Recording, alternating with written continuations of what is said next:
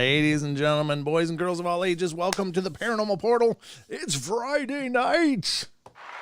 Yes, it is, folks. You've made it.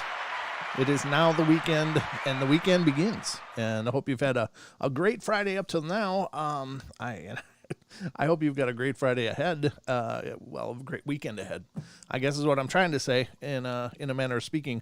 I'm kind of celebrating here a little bit because tonight, ladies and gentlemen, I got the phones working. So if you're not listening to the Paranormal Portal all the time, you know we have our own independent phone line, and it's been really flaky lately. It just sometimes works, sometimes doesn't.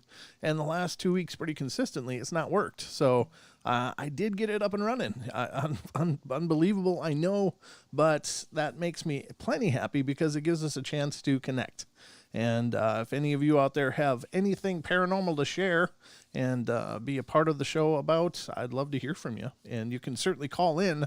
The number for the Paranormal Portal, and I haven't said this for a long time because it doesn't work, but is 720-923-0500. Again, 720-923-0500. Those are the numbers for fun right here on the show. I will be thrilled to entertain phone calls. Excuse me a sec. I went out on a little bit of a walk today because I just feel like, I've been really sedentary through this whole cold weather stuff, and it's like, oh my God, I got to get moving. So I went and walked around a little bit, and man, I can tell you one thing, man, this winter has just whipped me way the hell out of shape. So I got a lot of work ahead of me, but I'm pretty froggy as a result because I was using my lungs a lot. So anyway, which isn't at all show related, but I just thought I'd throw that out there because I'm kind of giving myself a pat on the back because, I did it. And the first measure of better health is actually making some kind of commitment. So today I committed to it, and I did it. So I'm having a little me time, little me celebration. The phones are working. I mean, God, it's just coming up roses here on the portal. So what can I say? But let's see. It's just me and you for 2 hours, folks, and I got a lot of stuff to go through with here on the show with you. So without further ado, I guess we should get to the first part of the show, which is the news.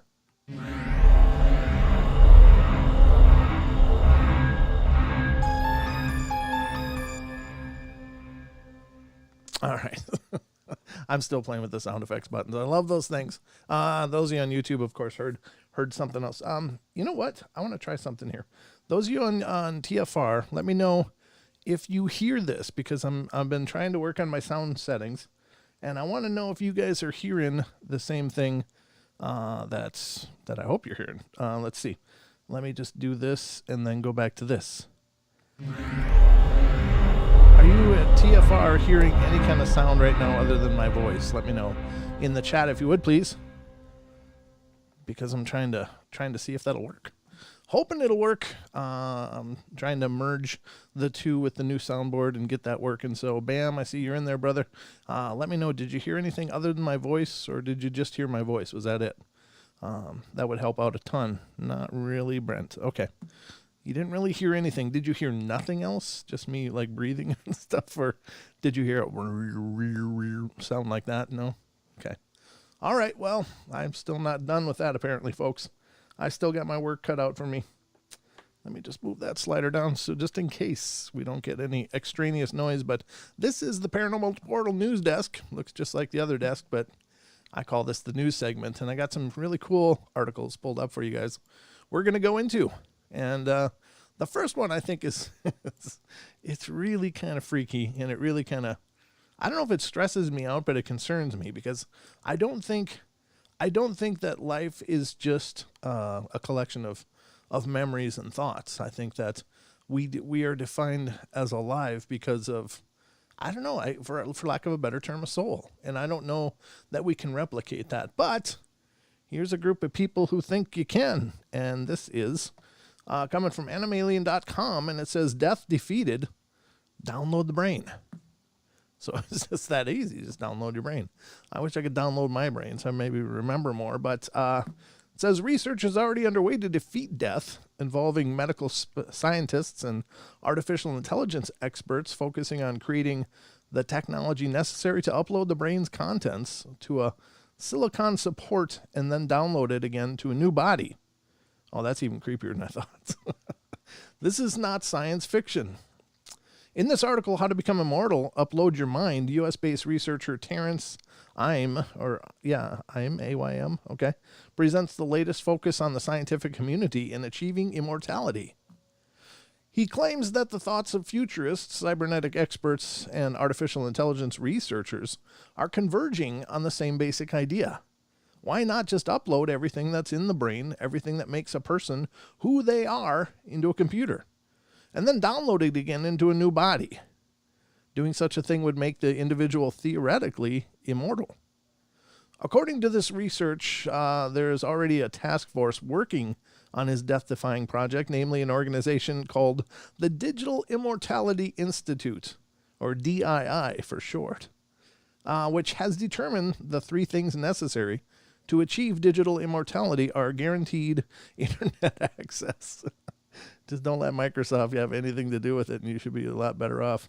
Ensure the identity integrity of the avatars for each individual user.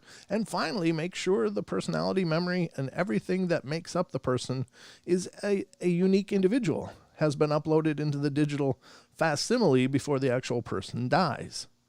What then happens is that an individual is uploaded into the digital avatar and survives 24/7 within a permanent, theoretical, eternal internet. Fantasy? Not quite. The British futurist Ian Pearson, quoted by Terrence Aym, claims that death will be a thing of the past in 2050. Until then, supercomputers with massive memory capability will have been developed. Ian Pearson and Anders Sandberg, a member of the transhuman movement, believe that the technology allowing the uploading and downloading of minds is imminent. I just think that's spooky as hell, folks. Because we're more, I really think we're more than just the sum total of our memories, things we've sorted out, and experiences. I think we're so much more than that. Like, they're missing the one thing. Like, these are the paints that have painted the portrait of our life. You know, downloading thoughts, downloading memories, downloading experiences, trying to grab, parts of the brain which would maybe establish some kind of personality, a unique personality, but those are all the paints. What they're missing is the canvas, and that's, I think, the soul. I don't think that's tangible. I don't think that you can just plug a brain into a computer and create a virtual human.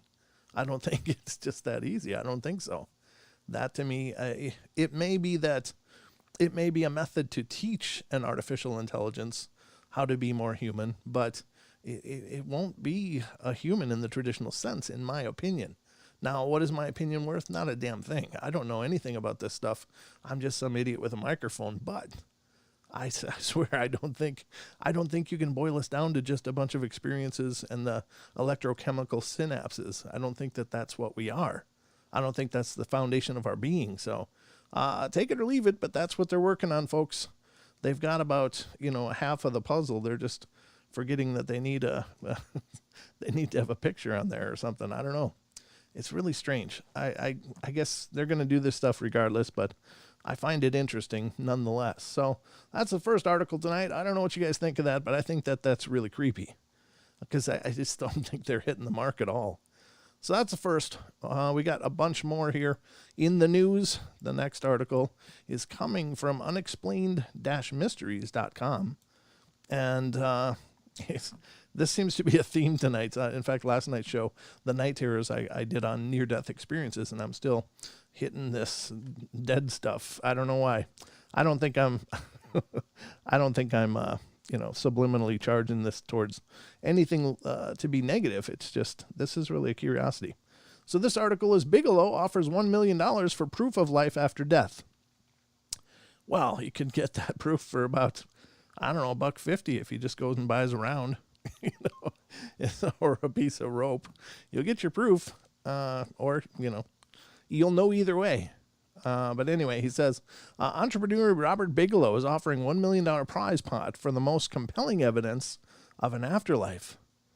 The Bigelow Aerospace founder is certainly no stranger to the unexplained, having been very vocal about his interest in the UFO phenomena on several occasions. He is believed to have played a role in influencing the initiation of the Advanced Aerospace Threat Identification Program, which investigated UFOs between 2007 and 2012. Now he's set his sights on another mystery, the question of whether life goes on after we die. Through the Bigelow Institute for Consciousness Studies, he's launched a new drive to encourage scientists, philosophers, and other thinkers to pen essays laying down the case for life after death. $500,000 will be given to the essay that proves the best evidence of the survival of consciousness after permanent bodily death, while lesser prizes of $300,000 and $150,000 will be available to the second and third place winners. The Bigelow Institute for Consciousness Studies was formed to try to conduct research and facilitate research into the possibility of the survival of human consciousness beyond bodily death. And if that is true, then to explore, what is the other side all about, said Bigelow. The 75-year-old says he is totally convinced that there is some form of afterlife. Exactly what would constitute compelling evidence remains unclear, but it will certainly be interesting to read the winning entries if and when the competition does come to a close. I don't know. There you go. Maybe it's because of his own mortality. I guess being 75, you're kind of getting close to that door where, it's a one-way ticket. And, we're all born into this life with the death penalty hanging over our heads, and we don't know when that is. And maybe that's what his drive is, to have that assurance. But that's pretty intense. I don't know. There's only one way to know for sure, Mr. Bigelow. That's to take the plunge. But anyway, that's the second article tonight. And another good one, I think. Now, you'll never guess what the third one I pulled up is. So I found this one interesting because this has to do with a bit of archaeology, but also the topic of this article is a pretty key component in the Mummy movies with Brendan Fraser and such, and this is the Egyptian Book of the Dead. And here's what it says. This is from unexplained-mysteries.com. Book of the Dead scroll found in Saqqara. Archaeologists excavating a burial shaft have unearthed a 13-foot scroll inscribed with a chapter from the book. The papyrus, which bears the name of its owner as what the hell is that name? Pokif? I don't know. Is found in a funeral temple of Queen Neret. What is Queen Neret? I've never heard that name before. In Saqqara, next to a pyramid of her husband, the pharaoh Teti. Saqqara itself served as the necropolis for Memphis, the capital of ancient Egypt, and contains bodies interred over an extended period of more than 3,000 years. The scroll is inscribed with chapter 17 of the Book of the Dead, a manuscript that the ancient Egyptians believed had the power to help guide those who had died through the afterlife.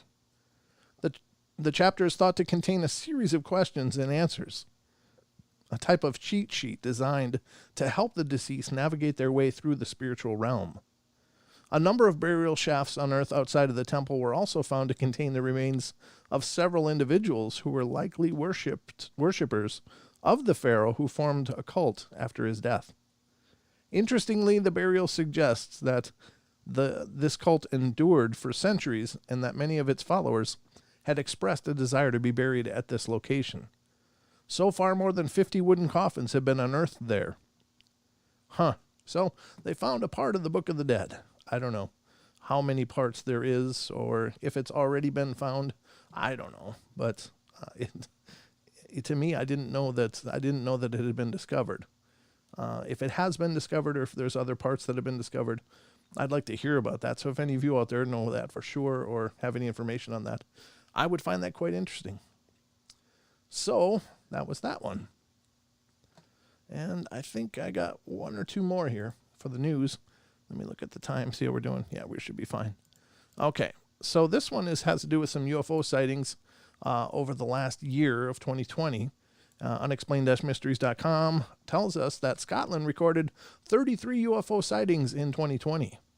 The Northwest UFO Group has detailed the most notable sightings that occurred over the last 12 months.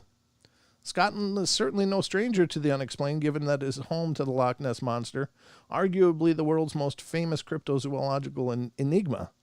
However, it is also home to some other mysteries as well, including a plethora of UFO sightings reported in its skies each year. According to the Northwest UFO Group, there were 33 recorded sightings in 2020. In Lanarkshire, Aberdeenshire, Ayrshire being home to the most sightings during the 12-month period. One particularly intriguing sighting occurred on January 8th when a witness saw a large triangular object moving across the sky, followed by two smaller triangular objects over Lerwick. On April 4th, a witness driving from Annahill to Cumbernauld, sorry, I'm just not familiar with any of these names, spotted a bright white light in the sky, which changed from orb-shaped to cylindrical over the course of 5 minutes.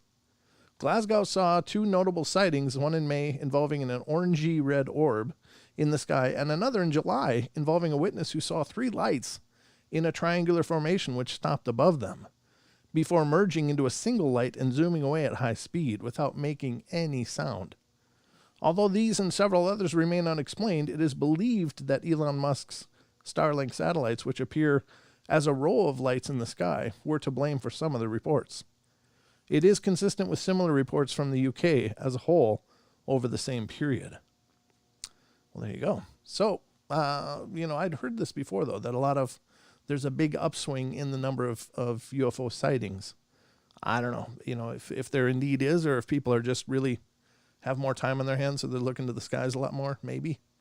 But it could be there's more going on. It's kind of funny that there would be an increase in UFO sightings, as well as, some pretty powerful disclosures forthcoming, according to, what we can expect from the last COVID funding bill with the 180-day window for the intelligence agencies to release what they have.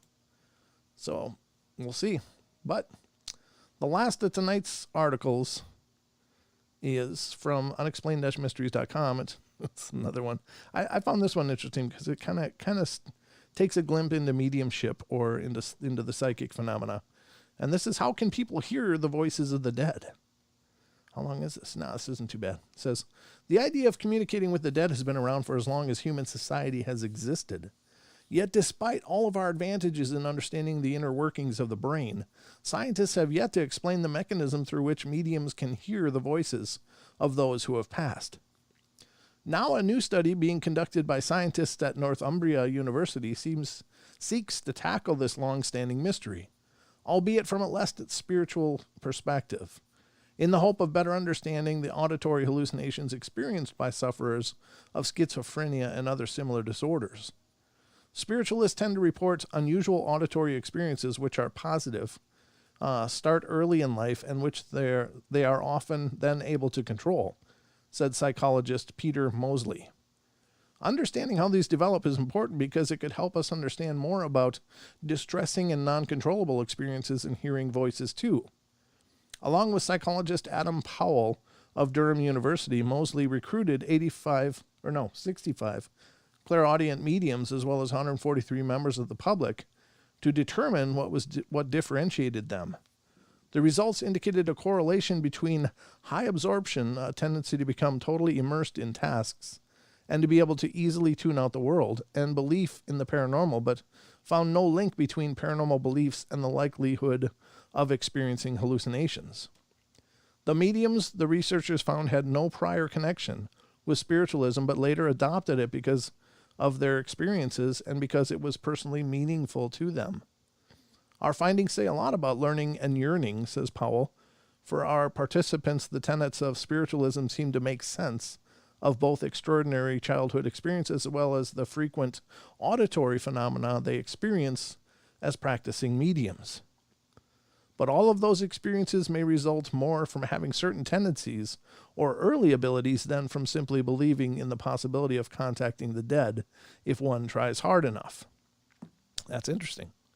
So if you can get lost in your processes and have a healthy dose of exuberance towards the paranormal, it's possible you might pick up something.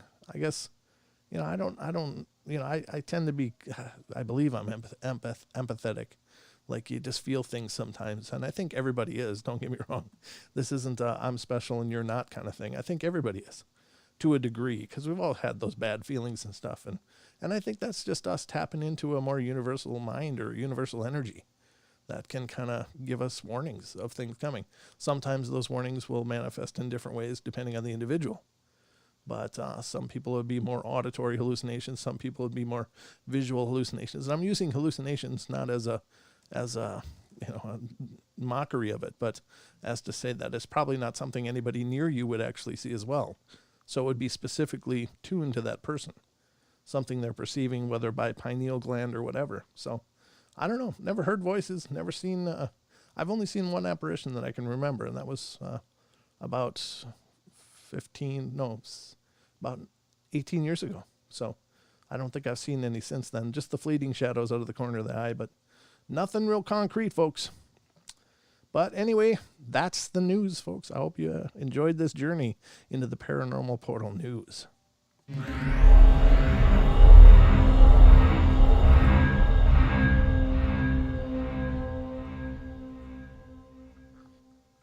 Gotta love the news, folks. Gotta love the news. So, hope you enjoyed those articles. If you find any news articles of your own that you'd like me to feature on the news segments, by all means, please email them to me at paranormalportalradio@gmail.com. I love getting them. I love reading them. Paranormal Portal, Brent, do you think it's true that the human body loses 21 grams upon death? I've heard that claim. And is that the weight of the soul? I don't know. That's what a lot of people seem to equate that to. I guess I don't know what I think about it. I mean, I've heard the claim.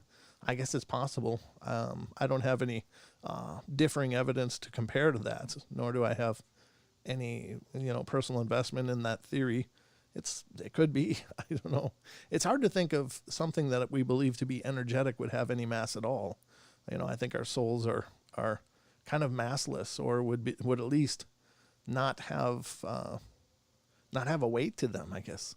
I don't know. 21 grams seems like a lot, but I don't know. It's very possible, though. I had heard that.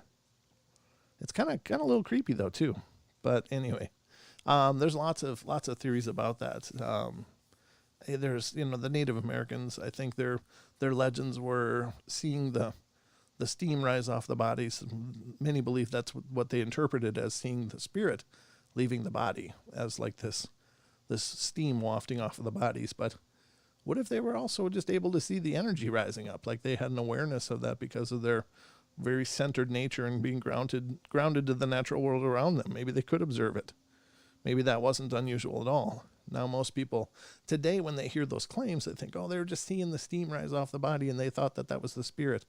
Well, that's a way to comfortably put it back into the Western paradigm, but I don't think that that's necessarily true at all. I think that they probably were able to visually witness the change in the body. I know that many people talk about seeing the light go out in the eyes, and I gotta admit, when my dog Xena died, I wasn't there when she actually stopped breathing, but it was like she still had a light in her eyes for quite a while after that, and then it was like suddenly I looked at her eyes and her eyes were dead. It was like her spirit was still lingering anyway. It's like her body gave up, but her spirit never did. I don't know how to explain it, but when you look in the eyes and you see, they say the eyes are the window of the soul. So maybe that's something of that we do see that light of that soul inside of that frame. But when her eyes changed, it's like I knew her soul, she was no longer there. And it was, it's hard, it's tragic, but it's, a real experience. I don't know. Just some opinions, just some thoughts, but it's hard to say. So Bob Bigelow used to own Skinwalker Ranch. Bam says, yeah, I think that's right. I think I heard of that. Hey, Bam, curious name for a ranch. Yeah, the Skinwalker Ranch, Bam, is no joke. It's been kind of opened up now. I think that they were kind of under lock and key, so to speak, for quite a while, but they've kind of, I believe, started opening it up now as there's new ownership. And so it'll be interesting to see if anything is coming out of there as groups are going in to research and investigate. But there's a hell of a lot of claims coming out of there. But We are getting actually close to the first break, ladies and gentlemen. We've been flying through it already, and the time is just screaming by.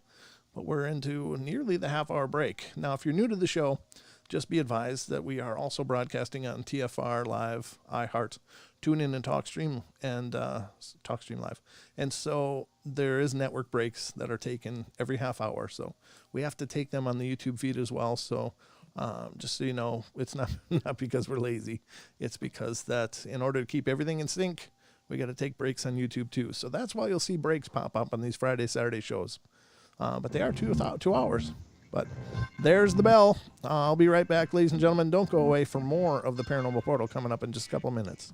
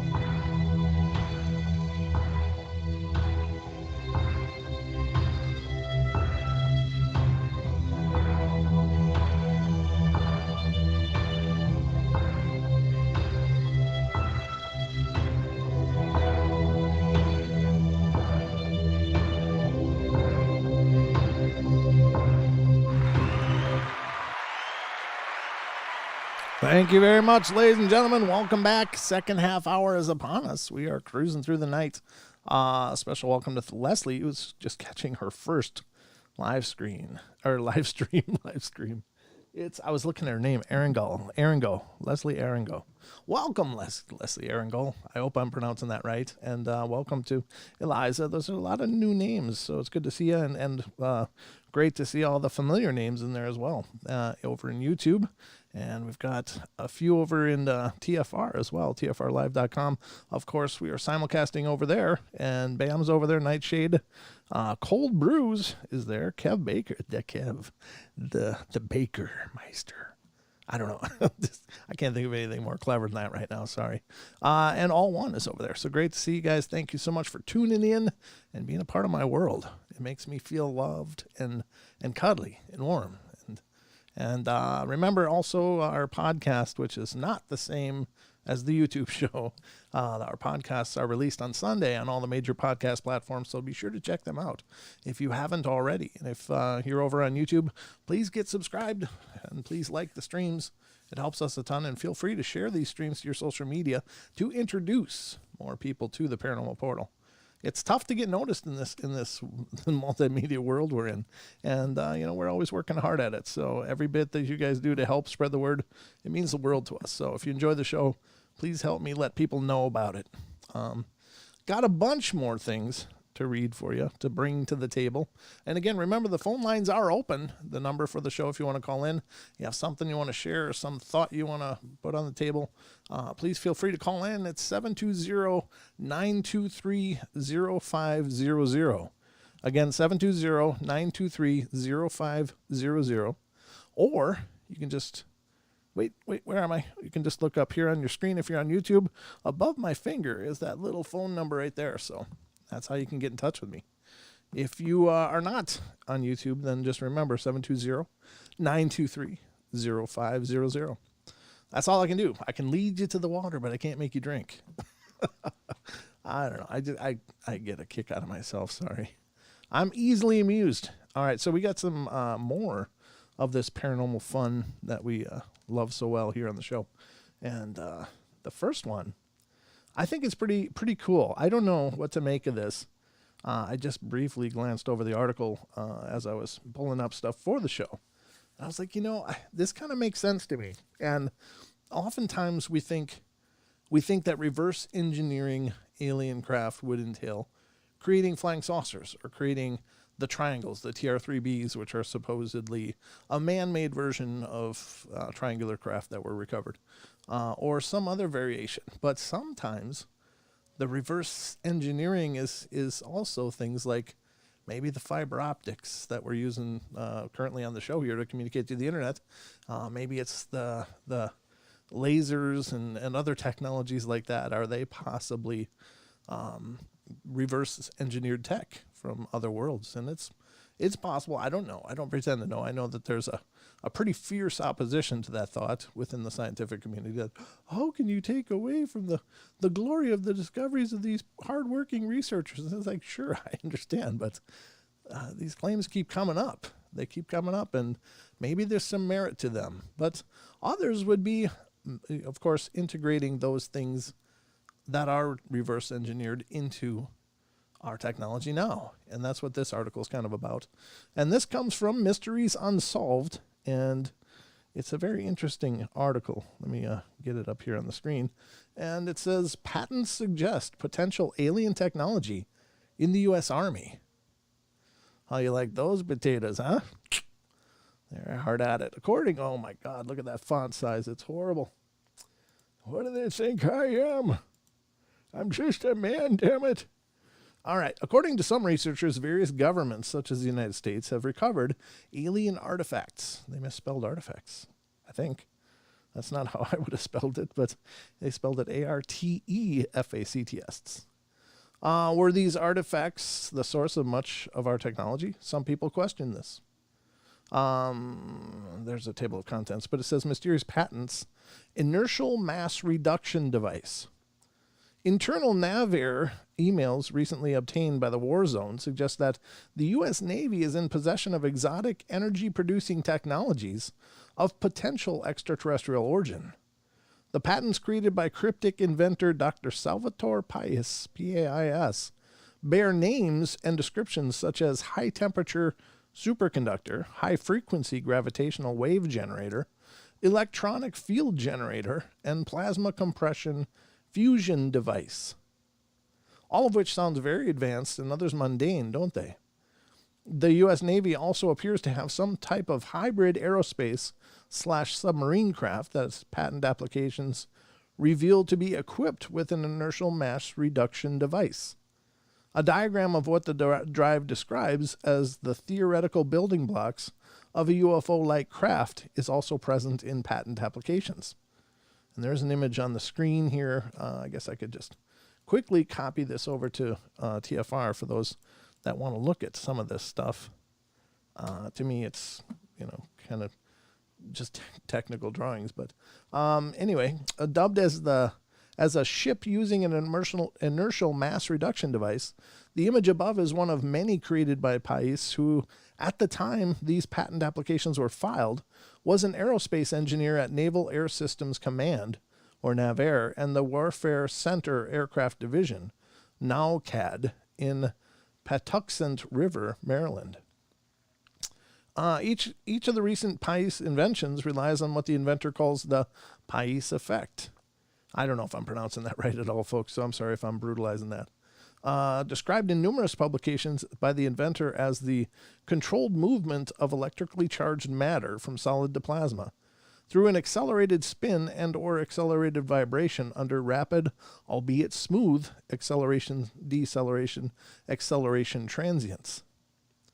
Although some of the so-called experts scoff at these and other extraterrestrial concepts for lacking experimental evidence, Pais, in a series of email correspondence, expressed confidence that his work will be correct one good day.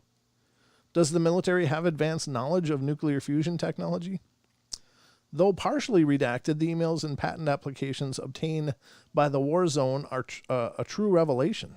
They suggest that the U.S. military has some incredibly powerful technologies in its possession that, at first glance, would appear to exist only in science fiction movies.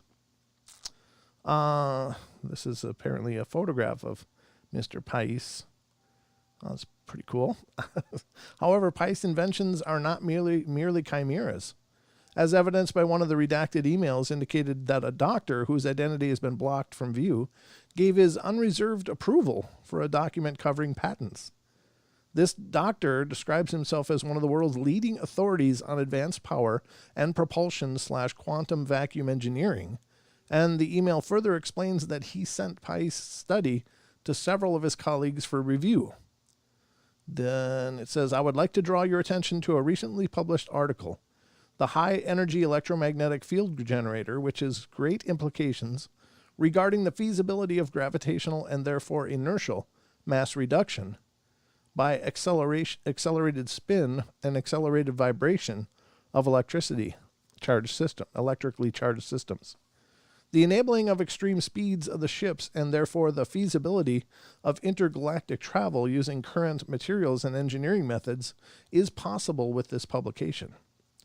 While the identities of the colleagues who reviewed the email are unknown, it is speculated that one of them could be aerospace engineer H. David Froning, who has published numerous peer-reviewed studies on new directions in electromagnetic fields to control nuclear fusion reactions. And there's, of course, one of the emails.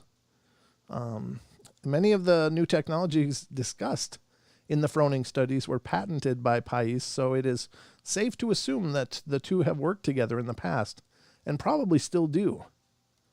Some of the languages in Froning's book review echoes the language in some of the internal NAVAIR emails. The Pais concluded in his email, one thing is for sure, the existence of this white paper and its current acceptance by leading authorities in the field will greatly facilitate the patent examination process, which will hopefully culminate in 2 essential patents for the technologically advanced future of the Navy. Despite these new details, we are as baffled as ever by these strange patents and what they could mean for the technologically advanced future of the Navy. We have yet to find experimental validations or experts in the field that can confirm Pice's theories. Well, there you have it, folks. So is this the emerging of reverse engineered technologies into our industrial military machine? And it would seem so. I don't know. I don't know. I don't pretend to know enough to have any kind of serious opinion on this. I'm just, a person digging through these articles over and over and trying to make sense of them. But I find it's encouraging, because I think that technology in and of itself is not a negative. I don't think it's a dark or terrible thing.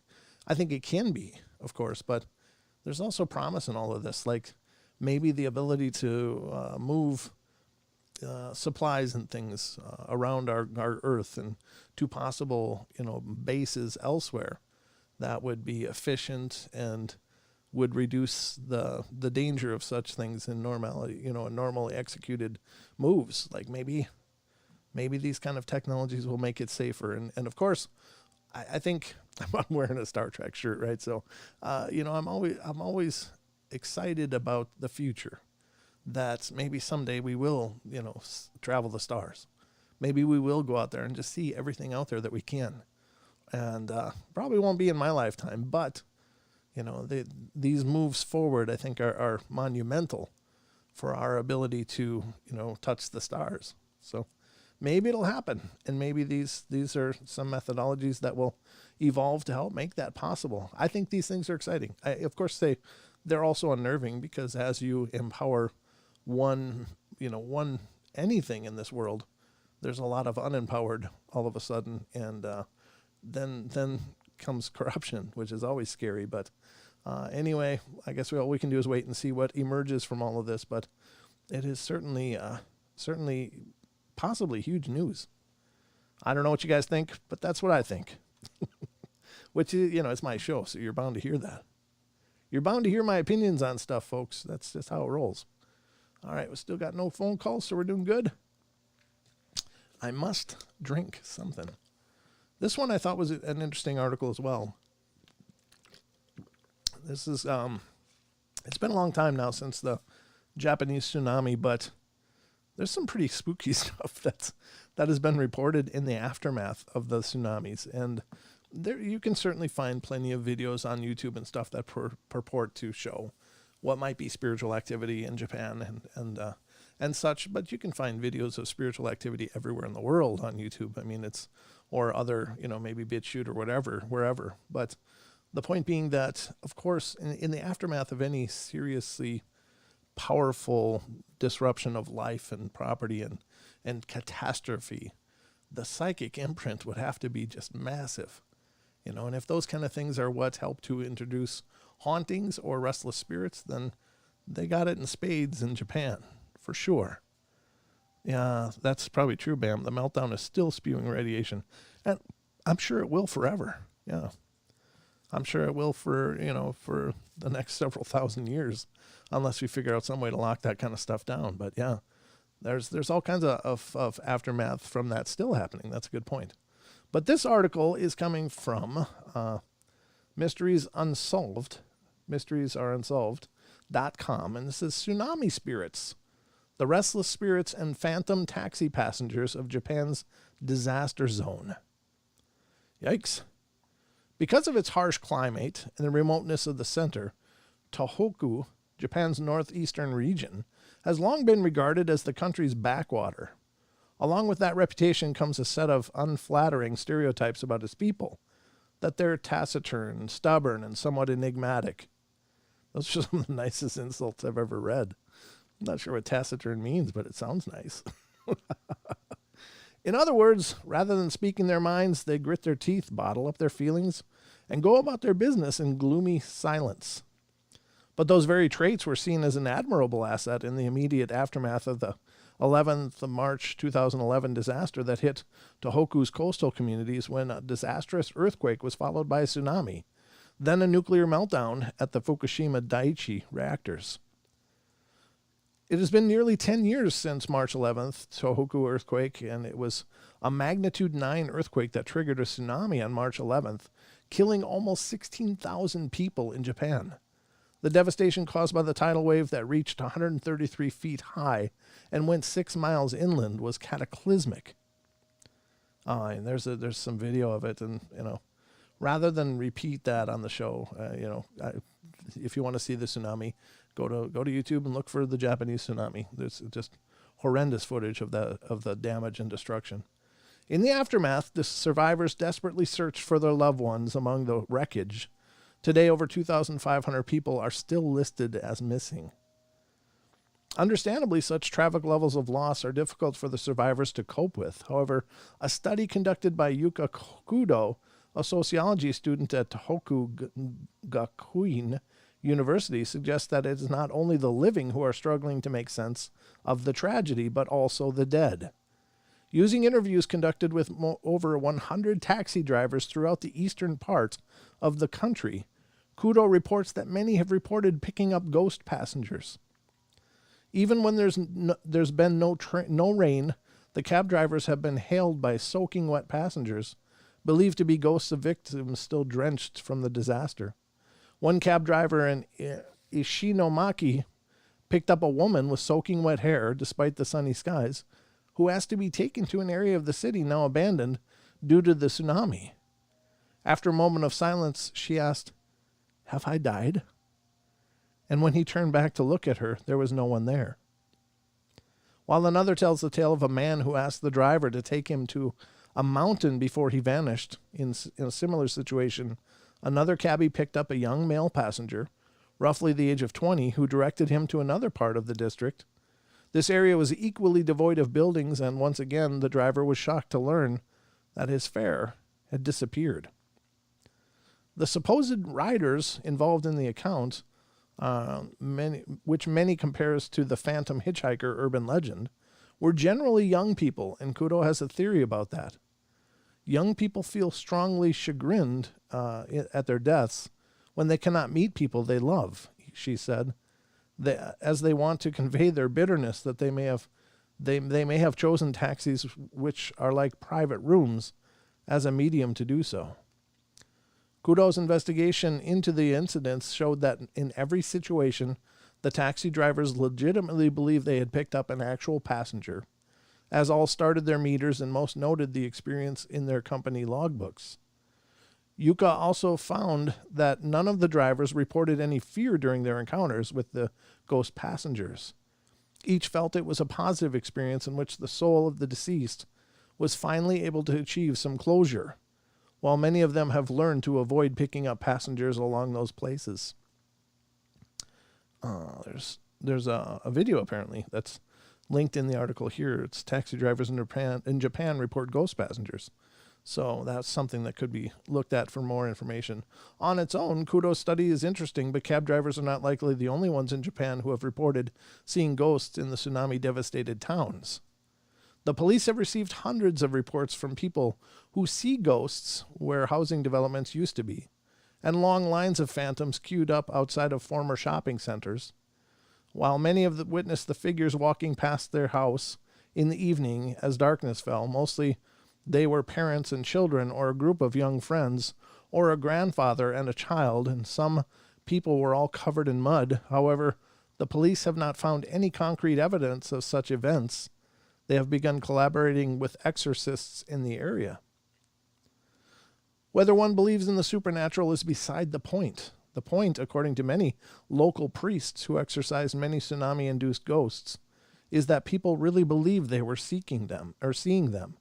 Tohoku's ghost problem became so pervasive that university academics started cataloging the stories, while priests found themselves called on repeatedly to quell unhappy spirits, and that could, in extreme cases, possess the living. Whoa. That's a bizarre but fascinating enigma.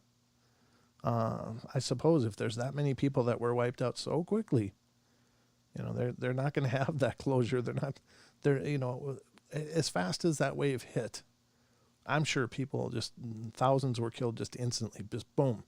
The force, the impact, the pressure, the sudden smashing into a million things under that water, which was churning with debris. I mean, it was just like being thrown into a blender. I'm sure there wasn't any oh my God, I'm dying moment. It was just like, and then you're you're just a ghost. That must have been absolutely shocking. And so I guess if those are the recipes for making hauntings, that's how you get hauntings.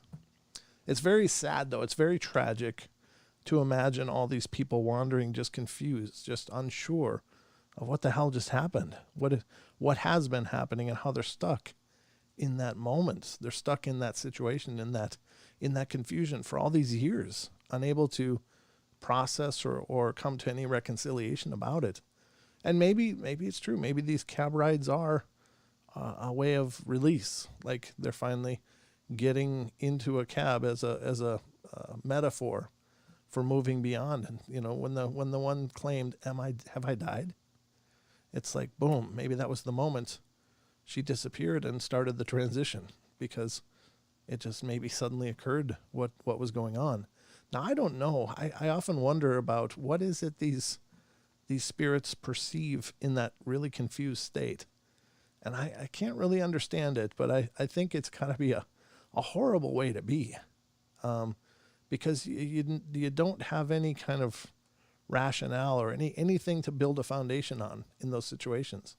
It's just suddenly everything you know is gone, and maybe nobody's seeing you, maybe nobody's talking to you, nobody's noticing you, and so you're isolated in a whole different regard.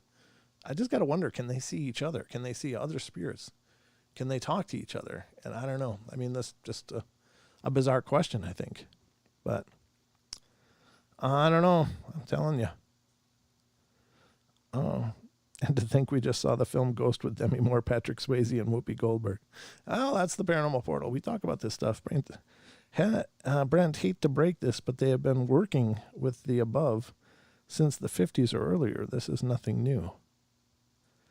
I don't know what you're talking. Oh, that was about. Yeah, no, you're right. That was a comment on the technology. Yeah, I don't doubt that at all. In fact, I think some of the many modern conveniences we have now could very well have been technologies that were gleaned from perhaps the Roswell wreckage or any others that are claimed to be held by the military, the government. And so, yeah, it's not that I think that's just happening, but it is interesting that now, perhaps through all those years of study, they're finally starting to understand those advanced mechanics of these craft and are able to integrate that into our current mechanics, our current understandings, and how to merge those technologies with platforms that we already use. And so I think that that's the exciting part. And I don't know how long it'll take. Yeah, well, thanks. Now you're hitting it big time. Yeah, it's just that now the big parts are coming down. You know, first it was like maybe fiber optics, maybe it was some other like Kevlar and Velcro. Those are discoveries that are believed to have maybe come from some of the wreckages discovered.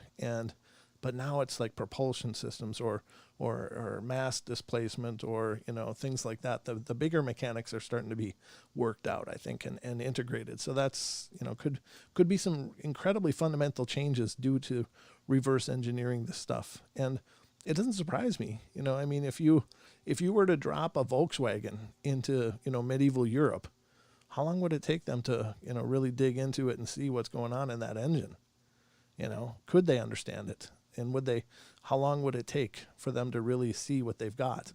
And that's kind of the same idea of dropping a flying saucer in our world. It's like, you know, we don't have the physics and the science to understand it really, but apparently they've discovered through pieces and parts and started putting the puzzle together maybe. So, yeah, I mean, I have no doubt it's been going on for a long time, but it's certainly pretty incredible. But back to that article, I think that's heartbreaking. I think it really is that there's these you know, souls that are wandering, left to wander.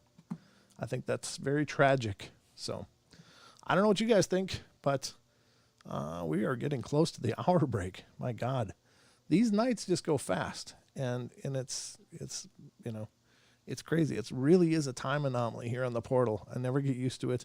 I never get used to looking up and seeing, oh my God, I got 3 minutes left. And it feels like I just came in from the last break. So That's how it rolls here, folks. But I hope you guys are enjoying the show. We've got a lot more coming up after the break, including a Brent Swanser article having to do with reptilian beings. And we kind of mentioned and touched base about it the Wednesday night, I think, when Don and I were covering some story that Brent Swanser wrote. It was in reference to another one. And so I got that one on deck to discuss that. That's creepy stuff, folks. There's lots of stuff out there we just don't understand. But there's the bell. We're going to go to the hour break. Don't go away. We'll be right back with more of the Paranormal Portal.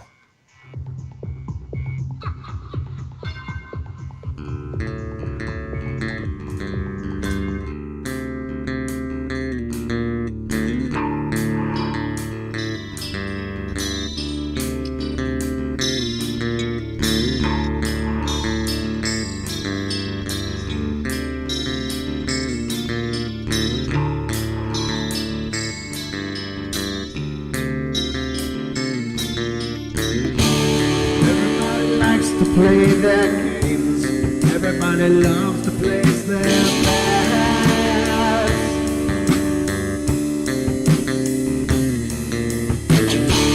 They don't understand the price I paid. They don't care to comprehend.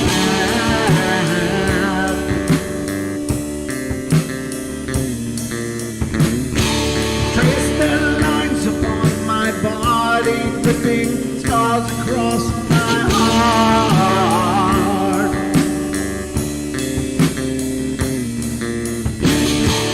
Raging anger pours inside me as their lies keep falling apart.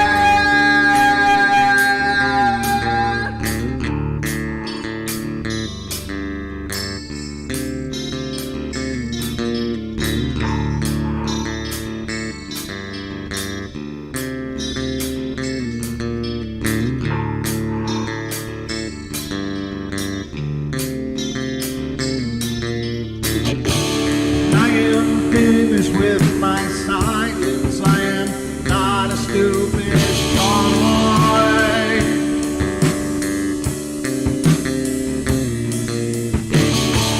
No more breaking me with kindness, just you dance upon my joy.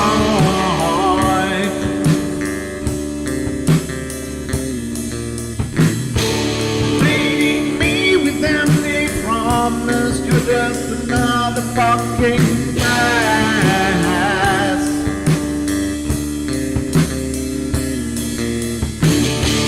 Taking off the slice of my sanity, just make sure that you're well fed.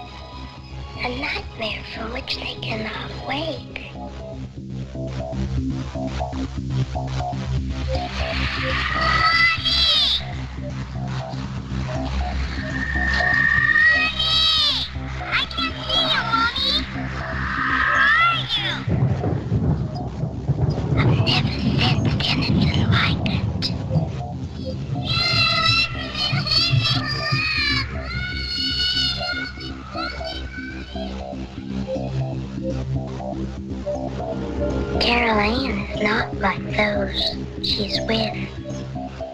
They're attracted to the one thing about her that's different from themselves.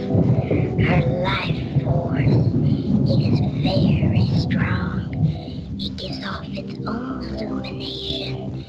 It is a light that implies life and memory of love and home and earthly pleasures.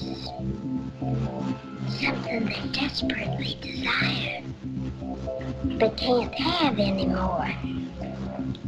Right now, she's the closest thing to that. Poltergeists are usually associated with an individual. Hauntings seem to be connected with an area. A house, usually. Poltergeist disturbances are of fairly short duration, perhaps a couple of months. Hauntings can go on for years.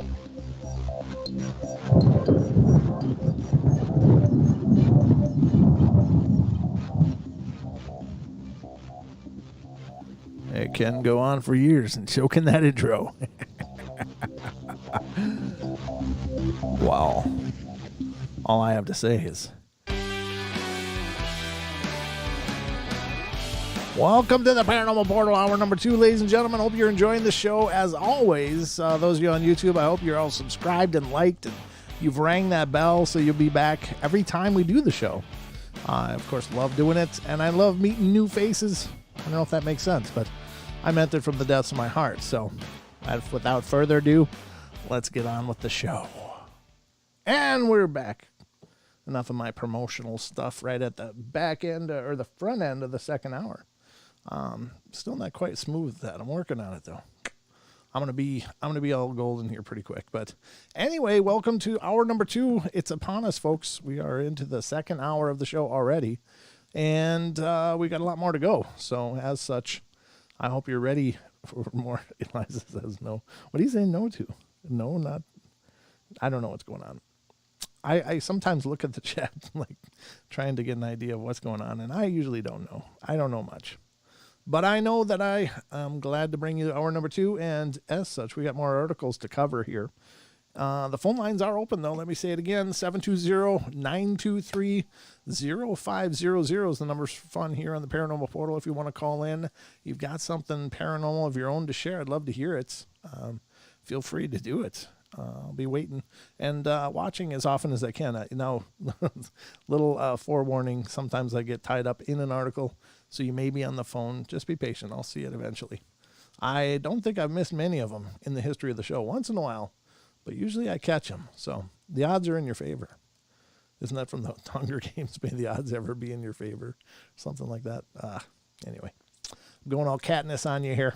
Anyway, let's get going on to the next story here, folks. And this one's nothing short of bizarre.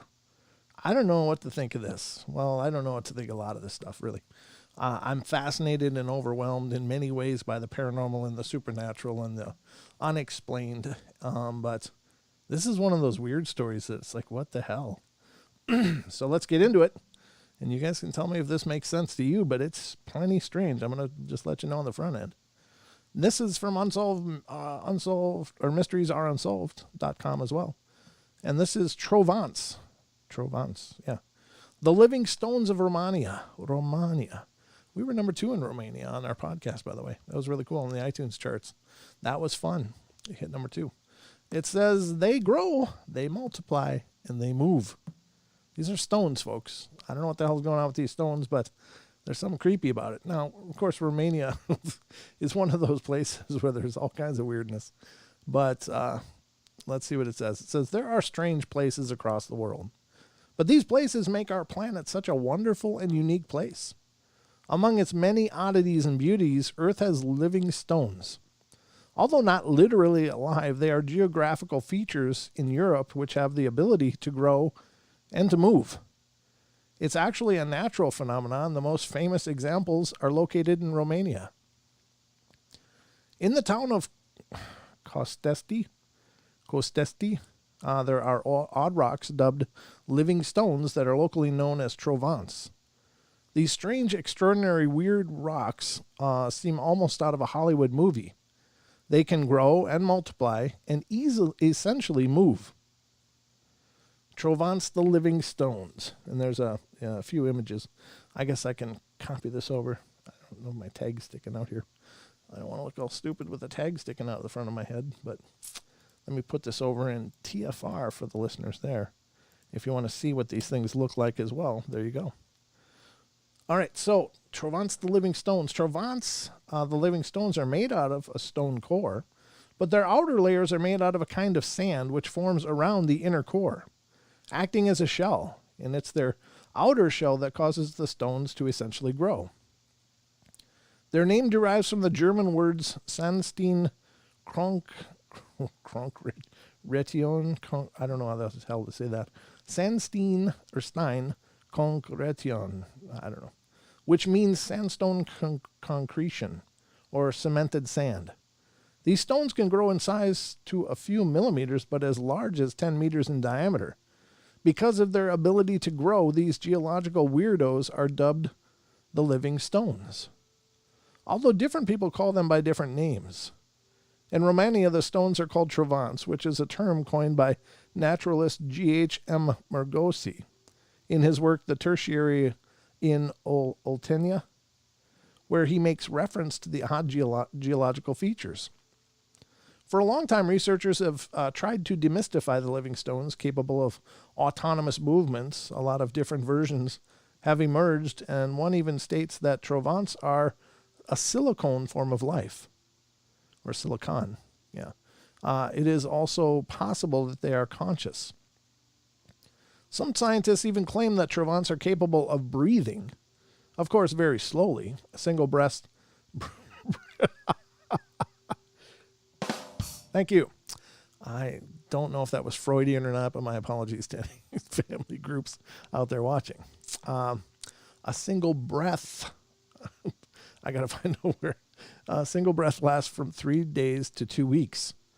The living stones even have some kind of pulse, but it can be detected only with a super sensitive equipment. And it turns out that these odd stones are able to move, even though only about 2.5 millimeters in 2 weeks. The Romanian village of the Trovants. A whole village of the Trovants was found in Romania, and they have a circular, streamlined shape. Locals claim that the living stones are even capable of reproduction. In the beginning, a small outgrowth appears on the surface of the stone. It grows and grows until it falls off from the mother stone. The new stone is completely detached and starts to grow faster. The active growth is more visible right after rain. Originally, scientists thought this has something to do with the structure of the stones, but when they broke in half some specimens, they saw that the living stones consist of cemented sand and mineral salts. Scientists have observed strange rings which resemble those of trees, and just like it is with the trees, the stone rings reveal the age of Trovants. And that's why some believe Trovants are an inorganic form of life. Most Trovants are found in Romania, in the central region of Costesti, and there even exists a museum in which the interesting stones are shown and sold as souvenirs. You can even plant a Trovant in your garden and wait for it to grow. The biggest Trovants grow more than 10 meters in height. Excuse me. The Andreevka miracle. The living stones can also be found in Russia. Massive round stones periodically pop up from the ground and start to grow in the fields of Andreevka. While Romanians venerate their Trovants, people in Andreevka,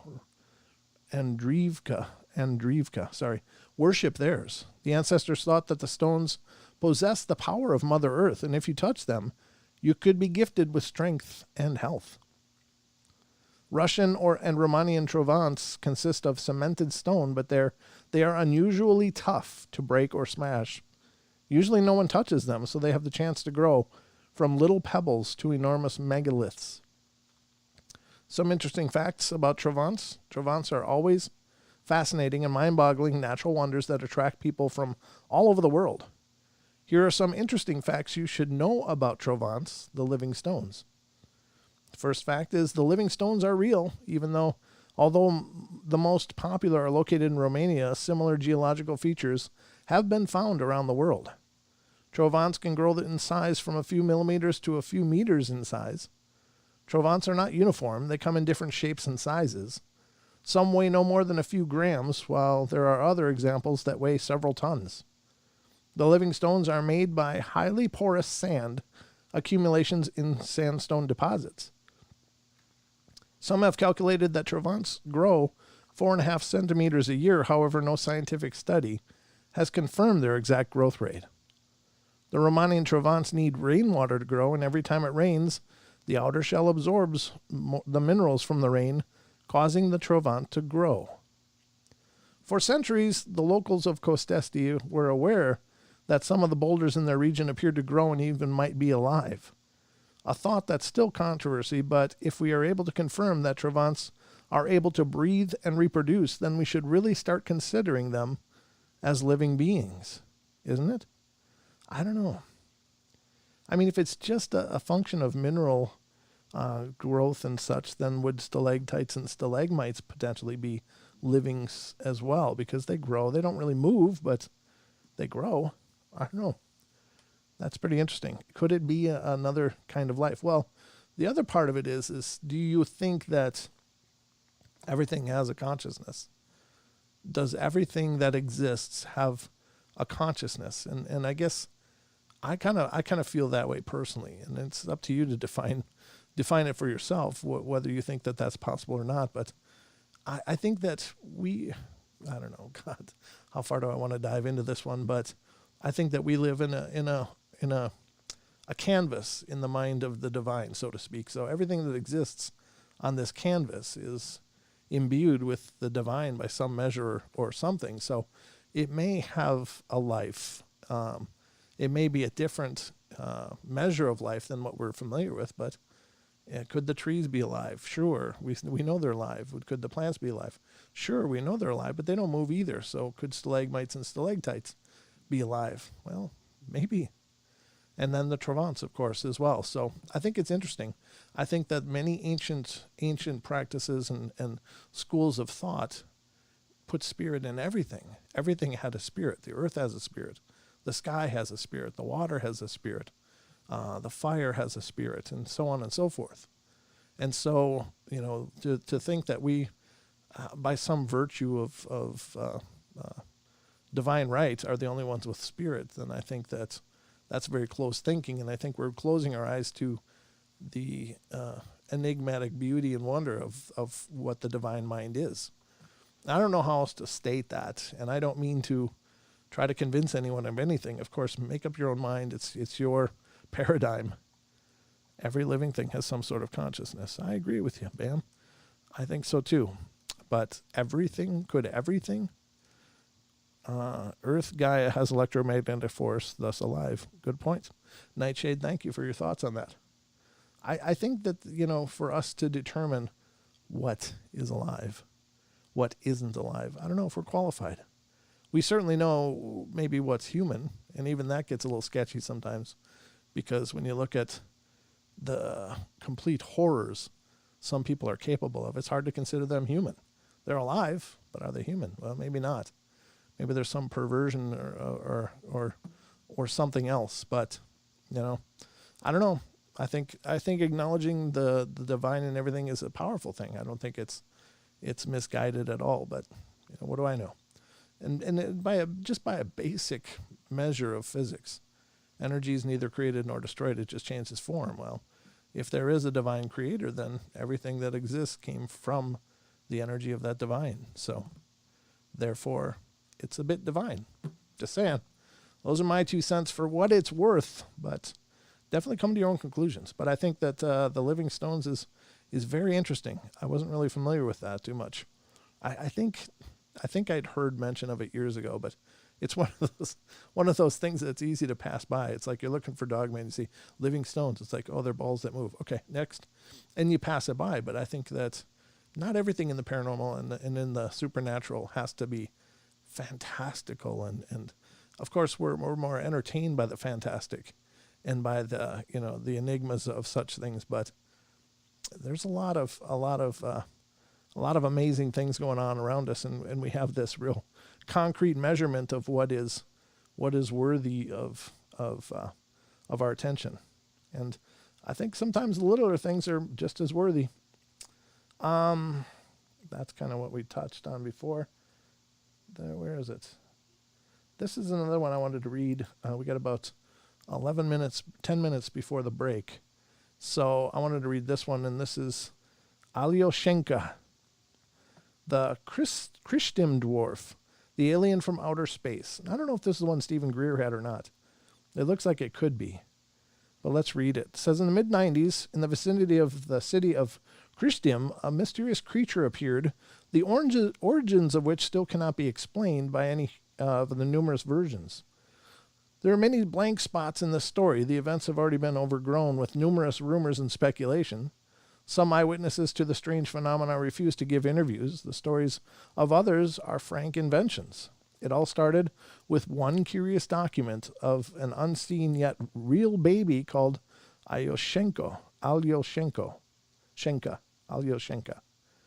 And it says the strange story of Alyoshenka. One day in the summer of 1996, Tamara Prosvirina, 74 years old, living in the village of Kalinovo in Christim district in the Chelyabinsk region, east of Moscow, found Alyoshenka in a pile of sand on the night when there was a strong thunderstorm. That day, a small Ural region of Christim witnessed a bizarre scene. Prosvirina was walking down the street with something covered in a blanket and was talking to it, bringing her home. The old retired woman began to consider Alyoshenka her son and kept him swaddled in.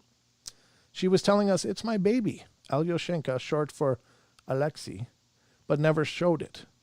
The locals recalled Prosvirina actually had a son named Alexei, but he was grown up, and in 1996, he was doing time for theft. So we decided that the woman had just gone nuts, talking to a toy, thinking of it as her son. Oh, that's her. I'll put this link in the TFR as well. Copy, because there is a picture, there's images. And so you might be interested to see what it looks like. It says, indeed, Prosvirina had mental issues. Several months later, she was sent to a clinic to be treated for schizophrenia. The thing in the blanket, however, was no toy, but a living creature that she had found in the woods near a well. Alyoshenka, a real alien. For those who saw Alyoshenka, described it as a 20 to 25 centimeter tall humanoid, brown body, no hair, big protruding eyes, moving its tiny lips, making squeaky sounds. According to Tamara Naumova, Prosvirina's friend who had seen Alyoshenka in her apartment, and who later told told someone else his onion shape didn't look human at all. His mouth was red and round, and he was looking at us, said another witness. Prosvirina's daughter-in-law, according to her, the woman was feeding the strange baby with cottage cheese and condensed milk. He looked sad. I felt pain while looking at him, the daughter-in-law recalled. Oh, those are apparently some drawings. The being when it was alive based on eyewitness descriptions. Oh, yeah, that's not your normal Cabbage Patch Kid there, is it? Accounts by all the locals differ. For instance, someone mentioned that the dwarf was hairy and had big blue eyes. Nina Glazurina, Prosvirina's other friend, stated he was standing near her bed with big eyes and also mentioned hair. Others say the humanoid was hairless. The only thing these people agree on was that Alyoshenka looked real like an alien. On the other hand, testimonies of people like Nogovsky and Glazurina are dubious. Both were drunkards, as well as most other of Prosvirina's friends, and later died in alcoholism. Journalist Andrei Loshak, who made the film The Christim Dwarf, quoted the locals. Perhaps Alyoshenka was an extraterrestrial humanoid, but in this case, he made a mistake landing in Christim. Sounds about true. The city with a population of 37,000 is not exactly paradise, even not taking into account local alcoholics. In 1957, Christim faced the first nuclear disaster in Soviet history. Plutonium exploded at Mayak, a nearby secret nuclear power station. throwing the 160-ton concrete lid into the air. It is the third most serious nuclear accident in history, behind Fukushima in 2011 and Chernobyl in 1986. The region and atmosphere were seriously polluted. Sometimes fishermen catch fish with no eyes or fins, Loshak said, so the theory that Alyoshenka was a human mutant deformed by radiation is also a popular explanation. One day, the inevitable happened. Prosverina's neighbors called the hospital and doctors took her away. She protested and wanted to stay with Alyoshenka because without her, he would die. But how could I believe the words of a woman with acute schizophrenia? The local paramedics suggested, or shrugged. Indeed, the Christian dwarf died with no one to feed him. When asked why she didn't visit Alyoshenka or call anyone, Prosverina's friend Nauma answers, well, damn it, aren't you freaking geniuses? I wasn't in the village back then. Oh, jeez. When she came back, the small creature had already died. The most likely insane Prosverina was the only one to cry for him. With Prosverina gone, a friend found the body and made some type of mummy, washed it with spirit, and dried it.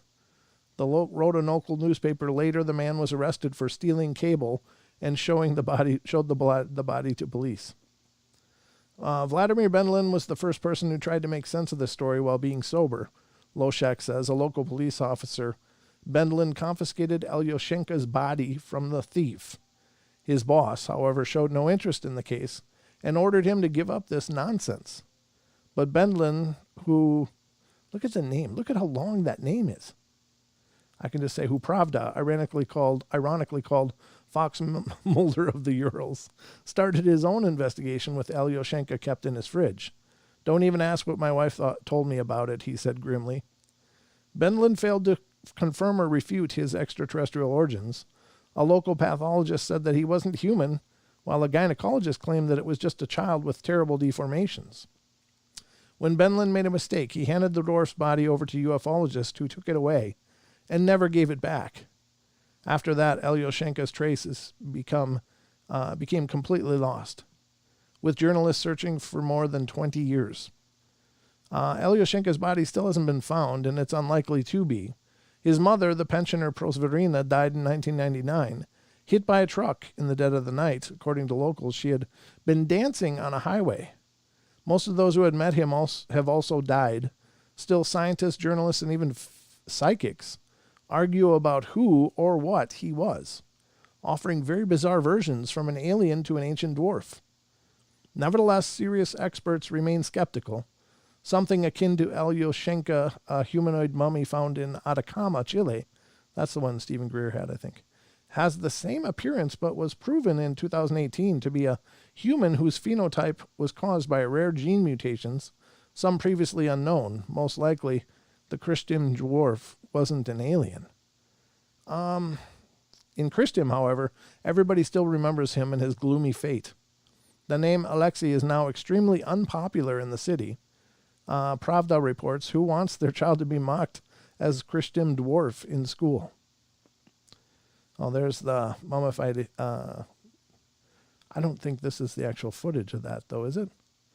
This was part of the Russian X-Files series. Let's look. I don't know. I'm not familiar with this video at all, so I think that would be the one that Stephen Greer had, though. I don't know, given the state and such of the other one and the fact that it went missing and never came back, would suggest there probably wasn't a lot of video made about it. So that's a star being. Yeah, I think so too. It looks kind of like one to me. Whatever that means, I don't know. But, you know, you hear the star being, star child thing thrown around in terms of the Atacama one for sure. But now potentially this one as well. So I don't know what it is, folks, but it's all kinds of weird. Can you believe it? Already another half hour went by. What the hell's going on around here, folks? That's how we roll here in the portal. It's just screaming by.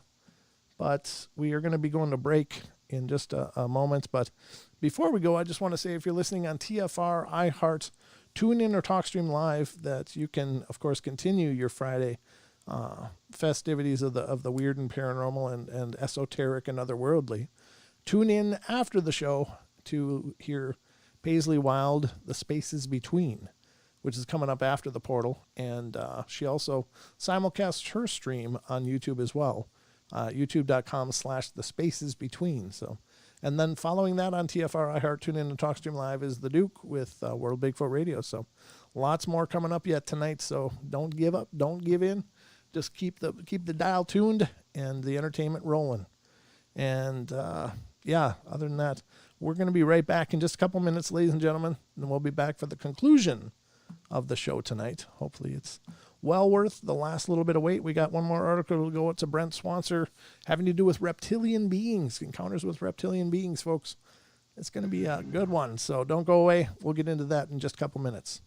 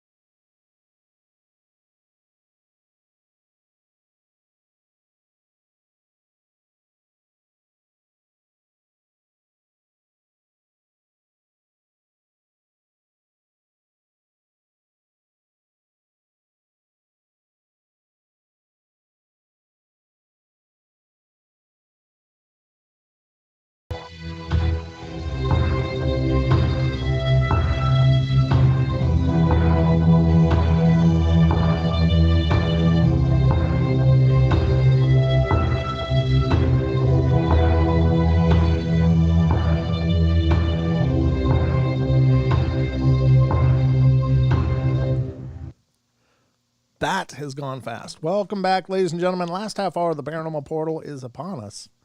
And it's going fast, as always. It's going fast. So, welcome, everybody. Thank you to all the new faces. Paranormal Reporter, just saw you in the chat. I saw you on another episode, too, but I never had a chance to say hello. But it's great to see you. It's always fun. There you go. Yeah, don't forget to join the You're Right, Cha-Cha. Hey, y'all, on the Paranormal Portal fan group. There's a link in the YouTube chat, but if you go to Facebook groups, you look for the Paranormal Portal fans. She's doing a hell of a job putting that up and making that available to all the followers and listeners of the Paranormal Portal. So if you want to be a part of that discussion as well, join the group. It's on Facebook.com. I don't know if it's /Paranormal Portal fans or what, but maybe you can sure find it that way. And it'll be just like our logo with our words in that same font style, and then with the red words fans after it. So Paranormal Portal fans group. And so just a special thank you to Cha-Cha for helping out in that regard. It really does make a world of difference for me and helps us out a ton. So thank you. But get involved in that group. And yeah, we still got more of the portal to go here. I got another article. It's a Brent Swanser article, which are some of my favorite articles on the paranormal because I think he just does a hell of a job. And I know I'm always saying that, but honest to God, my accolades of the man have not diminished in years. And now coming to have met him on social media and have corresponded back and forth, he's just a really neat guy as well. And speaking of groups, he has a Facebook group as well. If you want to get involved in that, you can go over to Dark League Paranormal, and that's his group on Facebook. And a great guy, a wonderful group of people over there. And he does, all of his writing is featured on mysteriousuniverse.org, which is where we're going to get the article that we're going to get into right now. And in order to do that, I have to pull it up. So here we go. I just want to scan this quick to see if there's something. I guess I'll copy the link for those in TFR. If you want to follow along in the article, you sure can. It's mostly not really anything visually that you need to see, but maybe you're one of those people that likes to read along. And that's okay too. All right, so this is a weird one. This is a topic that's really unnerving. So it's already something incredible to think that there are things like Sasquatch out there and Bigfoot and all of its variations around the world. But then there's also dogmen. And then there's also things like the rake. And then there's skinwalkers. And then there's little people of some kind, whether it's gnomes or pukwudgies or whatever. And then there's other things as well. And it's really incredibly daunting to think that all of this may very well exist all around us. And we're just simply not aware. We have no understanding of these other beings that could very well exist out there. And the gravity of that situation, do they like people? Do they hate people? Do they want us around, or do they want us the hell gone? And I would have to assume it's the latter for pretty much all of them, because it seems like every encounter, or largely the encounters with things like Bigfoot, Sasquatch, and dogmen, and all of the other things that I mentioned are generally very standoffish. Like, they're very territorial. They're like, get the hell out. I'm going to throw rocks and crap at you till you leave. I'm going to stand over here breaking sticks and growling until you're just intimidated and have to go. There's nothing about them says, hey, stay. Let's get to know each other. Let's get together and do a friendship quilt. None of that. So these things are out there, and apparently they've chosen our absence, which is probably a good thing, because it seems like, physically speaking, we are so outclassed by all of them that we would just be roadkill, in the physical world that they exist. We couldn't survive. So, I just have to put that out there. It's just so incredibly intimidating to think that all these things could be out there. Now, the good thing is they have chosen our absence. And I think that for the most part, they know we're there before we know they're there by a long shot. And so I think most often they just continue to move into the brush, deeper and further away from us, just to stay away. But sometimes I think we stumble on them in places that are very important to them. Maybe it's where they're rearing their young, or, an area for the family group to hang out that has a lot of resources that they need and wouldn't have to forage hard for. So in those cases, I think they make it known that we need to get the hell out. And but again, for the most part, I think that they just make it known that they're there, and they make us feel really uncomfortable to get the hell out.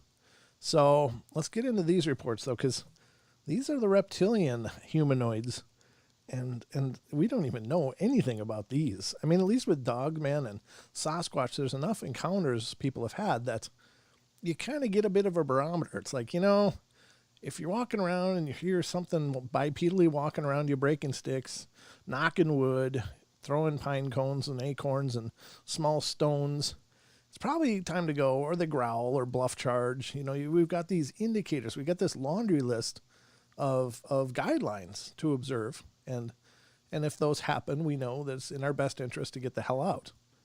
These other things we don't know anything about.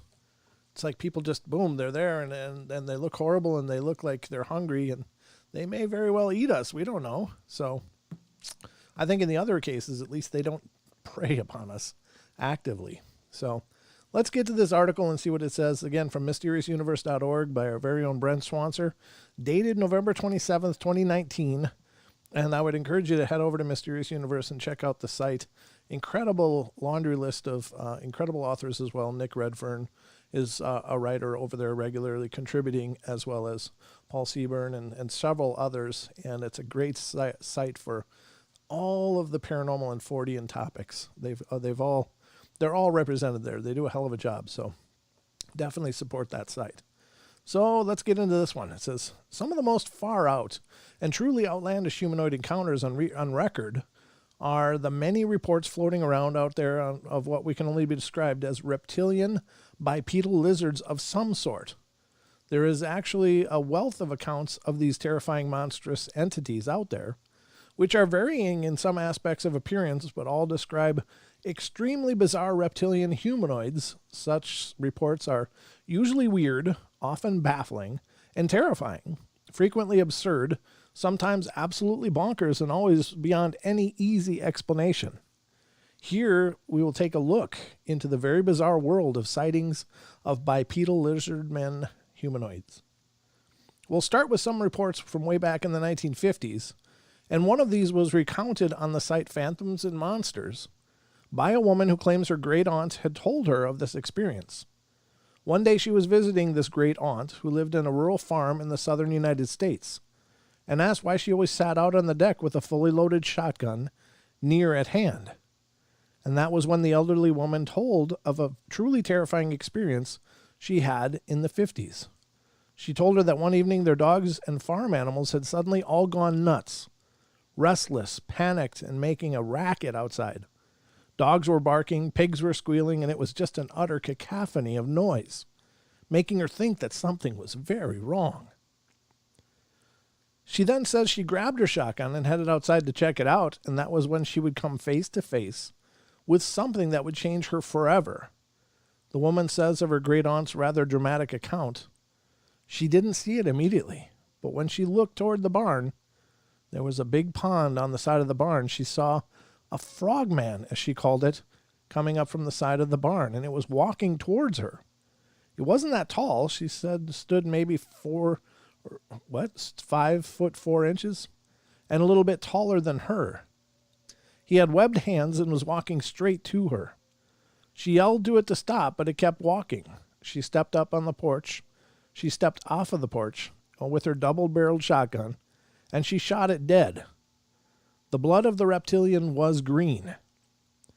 Her husband heard the shotgun go off. He came outside, and they were elderly at this point, and he stepped out of the porch and she said, "Look, I killed something. I killed something that's not human." They walked out there to the side of the barn, and she and her husband buried the thing. And we asked where it was, and she said that they buried it right where they killed it, right near the barn. And after they buried it, the animals got quiet again. Her husband told her not to tell anybody that story. So there could be remains of something right there. The story doesn't even end there, as a month later she says that her and her husband saw a blue UFO fly over their house and land nearby, after which more of these frog-like creatures came out and headed towards the barn where their fallen comrade was buried. The lady would say of what happened next, they came out of the ship, they went straight to the mound where we had buried this thing, and they put their hands over the ground, and this dead frogman thing that she had killed came out of the ground. It wasn't alive, it was dead, but they took that thing and they put it on the ship.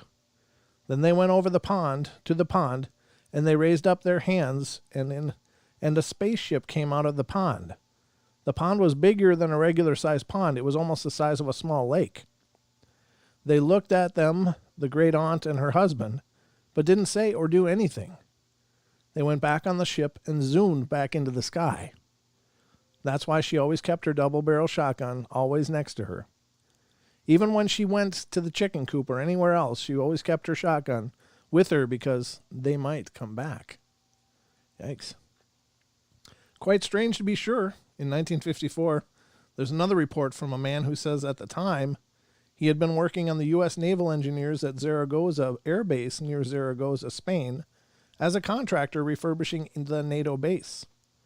It was his first time in Spain, and at one point he took some of his off time to visit a historical monastery called the Monasterio de Piedra, near the rural town of Nuevolos.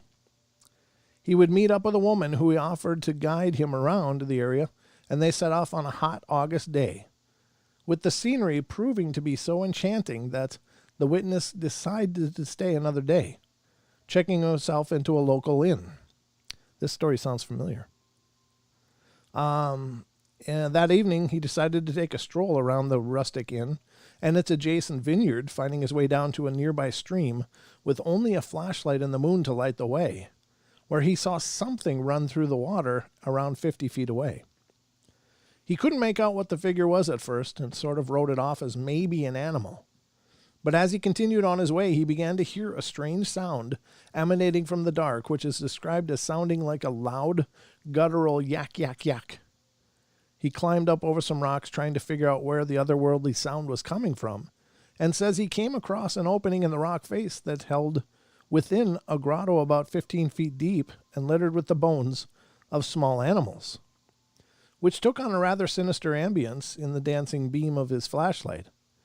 He figured it was probably the den of a fox or some other predator and was on his way again, and this is where it all gets quite bizarre indeed. He says of what would transpire, I continued on the trail until I heard the yak, yak, yak sound again. It was very close. I instantly stopped walking and started searching around me in the flashlight, and just then some gravel landed on me and the loud yak, yak, yak sound was coming from above me. I quickly looked up and pointed the flashlight, and there was a creature standing on a small ledge about 15 feet away, staring at me with yellow eyes, reflecting back. It was screaming yak, yak, yak in quick, constant rhythm. And this was the most ghastly thing I've ever witnessed. It was standing on two legs, was about 4 to 5 feet tall. It was dark in color, had arms like a human, the face that looked like that of a lizard, resembling that of an iguana. After a few seconds, it leaped off the ledge onto the trail, swiftly running on two legs in the opposite direction. It was then that I noticed a long tail as it moved away from me. I quickly made my way back toward the inn and directly to my room. I laid in bed thinking about this creature the entire night. I was terrified to look out my window, fearing that it had followed me back to the inn. Early in the morning, I checked out and drove back to Zaragoza. I have no proof to my experience other than my word, but I now believe that this was a reptilian creature. Yikes. Moving out into the 1970s, we have another report from Phantoms and Monsters of an experience that apparently happened in 1978 in Du Bois, Wyoming. The witness claims that he had been in the region to go elk hunting, camping along the way in the rugged backcountry, and he says that it was as he was doing a run to town in his vehicle to stock up on supplies that the strangeness would begin. As he drove along the remote gloomy road, he claims that he came across a man walking along in clothes that were wholly inadequate for the cold, waving his arms wildly, and then he pulled over to see if the guy needed a ride. The man looked terrified of something and begged the witness to get him out of there. The witness was afraid that the man was in serious trouble, so he let him into the truck, and that was when he noticed that the man's clothes were torn and he had scratches all over his body. He was also frantically searching the tree line for something unseen out there. And the witness was alarmed at all of this, asking the man what had happened. When he had gotten some composure, the stranger then came out with a truly freakish tale of which the witness relates. "You okay, buddy?" I asked. He stared at me for many seconds and then just broke down crying like a little kid. "Yeah, but don't think I'm crazy, man. I just had some stuff happen and I ain't going back there for nothing. I hope you guys are okay. I hope the guys are okay." He composed himself some and started to explain. "I'm hunting here with 2 buddies, and we always hunt below Brooks Lake and when we come to Wyoming. And usually we get elk or deer. Never go home skunked here. Just love it. I was going along a trail I've been on many times to get to a small overlook to sit a while. It was their turn to push the elk to me, and I was almost there when I walked past this stand of 3 trees close together, and on the other side was this huge lizard. It was standing easily over 6.5 feet tall, golden, bronze-colored with a vest and a short metallic-looking briefs. I could tell it was a male, I guess, and he had a black thing in his clawed hand, and his eyes were like cats, and it had a tail, and I just stood there with my rifle in my hands across my chest, froze, kind of like I was looking into the face of death. I just know it. I coughed a little, and its arm with the black thing came up so fast I could hardly see it. Something hit my whole body from my feet to my head, and I fell back on the ground. I don't know if I flew or just fell. I just went backwards and came slowly walking towards me. I could hear it and could only move my eyes slightly as it came into view. It just looked down to me, its mouth slightly open, making a low hissing sound and its forked tongue slightly coming out of its mouth. Its head turned down looking at me, and did this for a few minutes. I could hear it breathing, see the noises holes working, see its chest muscles tensing and relaxing all over its body. I was just froze there, looking up. I couldn't look at it directly, and I couldn't close my eyes very easily either. Its expression never changed. Only the eyes moved, sometimes slow, sometimes so fast you could hardly see them. On its sleeveless shirt, it had a kind of O with a smaller screwy offset Y and Z, I think, and it finally walked away down the trail. I don't know how long I laid there. From the sun movement, it was maybe a couple of hours. I could hear the forest sounds, birds, wind, trees, animals, going about their day like nothing even happened. And I would will my arms and legs to move, hell, even fingers. When I could move, every muscle in my body ached as I would use it, like after a workout at the gym or something. I knew if I went downhill, I would come to the old creek bottom and hopefully not see him again. I did that, and I followed it to the canyon bottom and then to the road and to you. Thanks again. Don't make me get out. I took off my coat. I guess I forgot my rifle cap, and I don't need them. I hope Jake and Bobby are okay. I heard something following me when I first got up. It was real heavy sounding. It would stop when I stopped, and once or twice I could hear breathing like it did. Kind of raspy wheeze sound. I would start running or walking again. I just couldn't rest. He told me which motel to let him off at, and I did. He thanked me many times and got out and went to the office. I never did see him again. I thought about the fantastic story and wondered if true, could it be right? I didn't hear anything about someone having problems anywhere around the town that fall.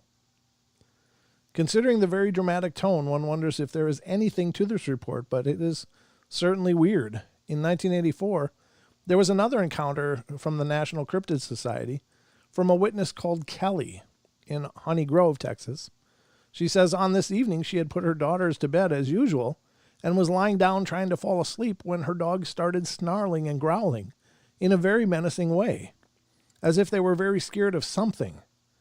Listening carefully, she could make out the snapping of twigs, and her first thought was that her daughter's pony had gotten out of its enclosure. However, it would turn out to be something far stranger, and the witness says, "My eldest daughter had a Shetland pony, so in my mind I thought the Shetland had gotten loose. I got up, out of bed, and went out into the front door. My front door had 9 panes of glass in it. Right caddy-cornered from me, 25 feet from me, was a street light, a very bright street light, and I saw walking across that street, I will never forget. I saw a lizard standing on 2 feet with its back to me. It was just like looking at a chameleon, if you would blow it up to 7 feet and its tail was humongous. He had crossed the road. His tail was so long, it was still halfway in the road, and he was gray. I could see scales. His arms, for lack of a better word, went between his hip and his knees, and he was just nonchalantly walking across the road right under the streetlight. Across the street from me were houses. Behind those houses was a sawmill. I was in shock. I never seen or experienced anything like this before in my life. My world was black and white with no gray, and he never looked my way. I never left the house. It put me in shock. I was totally in shock that night, and as a matter of fact, I didn't go to sleep for the rest of the night. I just stood there, looking out. I was looking at my front door long before and long after he had passed beyond my field of vision. What was this thing? A very odd encounter comes from us from 1993 as a witness who says this happened at Atlantic Coast Beach in the United States, where one evening she was out for a leisurely stroll. There had been no one else around at the time, and she thought that she was alone until she noticed a group of people some distance up the beach. And at this point, she thought nothing of it and just kept walking, drawing ever nearer to those people, and very slowly realizing that there was something very off about them. The first thing she noticed was that they were all bald, and they had on unusual attire for the beach, which was composed of camouflage tan and green military BDUs and tan vests with many pockets. And as she got closer, she could see that these figures were not human. She says, though their general appearance was humanoid and they walked on 2 legs, they were clearly not human. Their skin was mostly green, and they moved with a sharp, keen alertness more akin to the movement of nervous iguanas. I could see that they were all male and apparently soldiers of some type. We stared at each other, and I could clearly discern their reptilian appearance, their reluctance to approach me, the hesitation, and the nervousness, and I felt dangerous. The reptilian leading the group came forward towards me, and I continued walking at my regular pace towards him. Our eyes connected, but did not disengage during the entire incident. I remained alert and aware throughout the events. The remainder of his group stayed behind. He and I continued to approach each other until we were less than 1 yard apart. He stood at least 6 feet tall, medium build, no hair, eyes the same size as mine but brightly colored yellow, and with dark vertical slits, and his skin was rough and scaly with a greenish-brown hue. This is already pretty outlandish as it is, but it manages to get even weirder, as the reptilian is then claimed to have made some sort of telepathic contact with the witness. We got like 2 minutes left. I don't know how much of this I can read. I can read this part. As we looked intently into each other's eyes, I knew he was accessing a computer bank in his mind, one that was not his individual database, but a group mind shared the same knowledge. Quite suddenly, his expression changed, and I first saw it in his eyes, to one of contemptuous intolerance. In other words, there was some reason he was forced to tolerate my presence, but he was not too happy about it. Accessing that database in his mind gave him the information he sought, and then he knew me by name with recognition, and he said, "Oh, hello, Bonnie." And we shook hands while he frowned contemptuously. My eyes never left, and his eyes never left mine. I smiled, as I always do, and I turned around to walk away. He also turned back to his group, and they walked up the beach away from me. Wow, that's bizarre. Unfortunately, we won't be able to finish this article, folks, because we are literally running on fumes here on the portal. It's almost done. There's only moments left. And I just want to say thank you to everybody who's here with me and who've been with us the entire night. Sorry, I'm just looking at the chat quick. But I do want to remind you again, following the Paranormal Portal on TFR, iHeart, TuneIn, and TalkStream Live comes Paisley Wild. She's going to be cooking up another batch of the Spaces Between, so check her show out. It's all about esoteric and spiritualistic and other approaches to paganism and so much more. So great information if you're into the spiritual journeys. That's a great place to find out more. Maybe become part of the conversation over there. And then later on, the Duke with World Bigfoot Radio is coming up, so there's lots more to come yet tonight. But thank you to all of you for being here with me. Thank Thanks for a great show. Thank you, Titan, brother. Good to see you. We've missed you.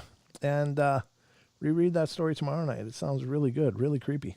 Yeah, I'll finish it then. We'll recap part of it, and then I'll finish it tomorrow night with Don's here. And Don will be here tomorrow, ladies and gentlemen, so I hope you tune in tomorrow night, 7 p.m. Pacific time, right here on YouTube and on TFR Live. So I hope you'll be here then. Just remember, love you all. Be good, be kind, be nice. Take care of each other. Help each other out. Find the magic in every day. And remember to laugh as much as you can. Good night.